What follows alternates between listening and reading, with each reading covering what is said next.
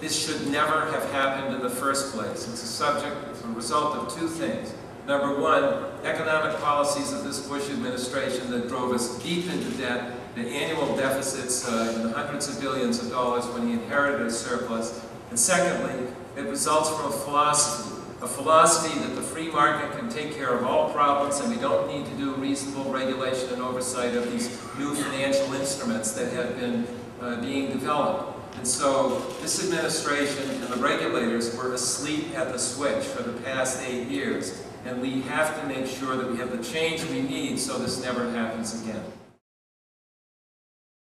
These subprime mortgages had been sold into mortgage-backed and bundled into mortgage-backed securities, and then the contagion has spread throughout the financial markets. What has happened is we've divorced risk from responsibility. Those who made those subprime mortgages don't hold the paper.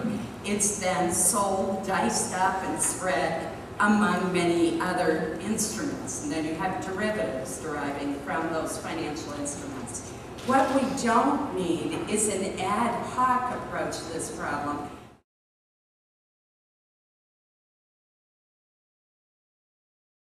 I have a health plan, a plan that would provide universal access to an affordable plan for everyone in this country.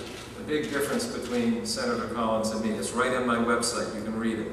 It's a big plan. It makes big changes because I think we need bold action to deal with this problem. It has been a problem all the time that the two of us have been in Congress.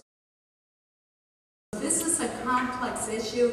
It's one that I think we should tackle by holding hearings all over this country, getting the best ideas, and then come to Washington and work for 2 months or 3 months on virtually nothing but health care. I want to say, first of all, through my congressional office, we sent out some emails just asking for stories about what was going to happen to people this winter. We got 700 responses back. It's a stack of paper about that high. And my staff has said to me, you can only read about a couple dozen at a time, because the stories are so horrible. People are leaving their homes, they're moving in with relatives, they don't know what they're going to do for the winter. This is an economic crisis. Senator Bernie Sanders says this could be northern New England's Katrina, because so many people will have to lose their homes. What I've proposed is real clear. I think we're all agreed, we ought to increase LIHEAP and the LIHEAP weatherization program. But the middle class is being left behind. There are lots of people.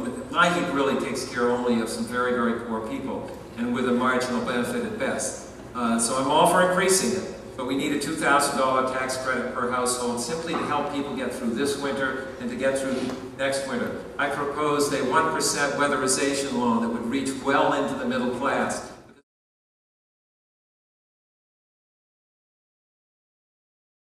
Here's what I think. I have fought and voted over and over again for tax cuts for the middle class, dropping the bottom rate, getting rid of the marriage benefit, expanding the child tax credit, but not when they're wrapped in a big package when there's so much going to the very wealthy. That was Olympia Snow's position in 2003 and 2006 as well. This was the only member of the Maine delegation who's voted down the line with the Bush economic policies. And so, I am proud to have supported the 2001 and 2003 tax relief packages. The 2005 energy bill, the 2005 energy was bipartisan, and it was wrong. It's like the vote to go into Iraq was bipartisan and wrong. And the vote, the 2003 tax break was bipartisan and wrong for Maine. And when Susan said earlier, for a family of 4 in Maine, the 01 tax, for a family of 4, 2 kids, it meant $2,000. Yeah, because of the child tax credit.